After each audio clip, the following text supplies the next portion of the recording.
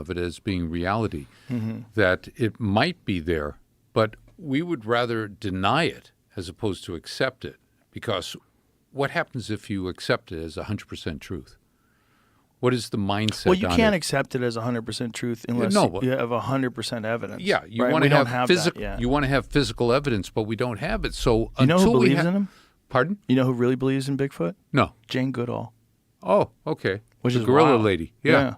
Did you ever heard her talk about it? No. Why She- does she believe in it? She believes from all the eyewitness sightings and the possibility and, her time living with primates. Right. See if you can find Jane Goodall talking about it. Because when she talks about it, she talks about it with great enthusiasm. It's really interesting. Okay. Enthusiasm with facts to back it up, or Well- just the large number of people who have stated that they've seen it or experienced it, or I don't know. Yeah. One thing, though, is like when she was saying this was quite a while ago, more than a decade or two ago. And I think that, over time, when there's still no evidence, people get more and more skeptical.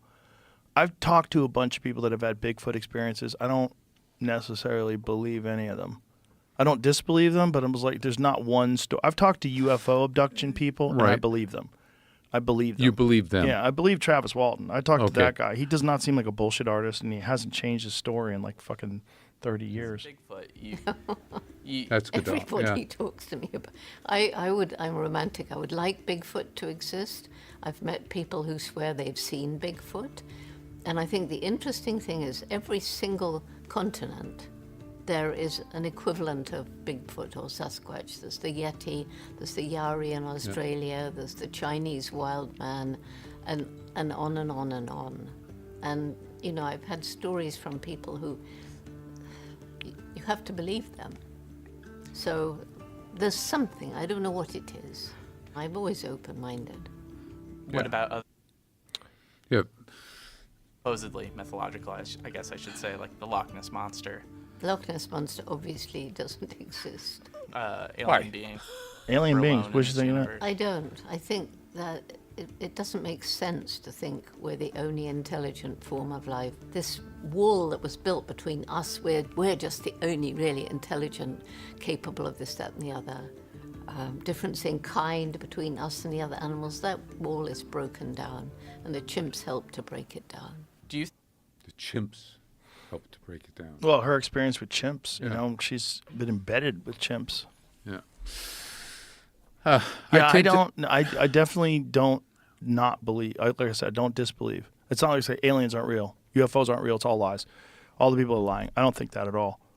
I think I think reality is weird. I think it's weirder than our senses are capable of detecting. That's what I think. Absolutely. I tend to be more on the side that they exist until you prove that they don't exist. You know what's really weird is underwater aliens, underwater extraterrestrials, or underwater Oh, the cities. UAPs. Yeah. I don't know about cities. Are cities under there? Yeah, cities where they have their spaceships What? at the trenches, in the trenches. Yeah. I've never seen any data. No. Yeah. But I have See, seen that's video. the point. There's need video to see of it. things moving underwater at very high rates of speed. In fact, some of the whistleblowers, and again, how much that's real, but some of the whistleblowers from the government have claimed that they have detected things underwater that are enormous, like the size of a football field, and they're moving 500 knots underwater with which no visible means of propulsion. Correct. They think that this is where they hide in plain sight. They just exist in the water. So those videos that have come out recently of the Navy aviators who have chased UFOs that have gone Yep. into the water, and they've seen these large reflections under the water of huge I haven't heard spaceships any of and that. so forth. I Pardon? haven't heard any of like I've heard there was the Commander David Fravor, the Tic Tac event where there was this thing that was like 20 Tic foot Tac, wide. yeah. It looked like a Tic Tac, and they think there was something under it in the water. There was a disturbance that looked like like an underwater submarine that's emerging or reaching the top of the surface. And then when they were flying near it, it went down. And then there's been other pilots that have actually seen large physical crafts in the water. But again, I've never seen any photos that are compelling. So about the that. chasing of that UAP That's that went into the fascinating. water, Yeah. Yeah, Is that it's- real or well, is that that wasn't figment? chase. The what they call those what do they call them? Extra medium and intermedium. Transmedium. They call them transmedium crafts, means- which means they can fly in the air and they can fly through the water. Right. They have seen things dunk into the water. They have video of one, but it's very grainy. It's very grainy night vision, thermal vision of this thing dunking into the water, and then they don't know what happened. Then it came out of the water. It was flying around again. They don't know what the fuck that is.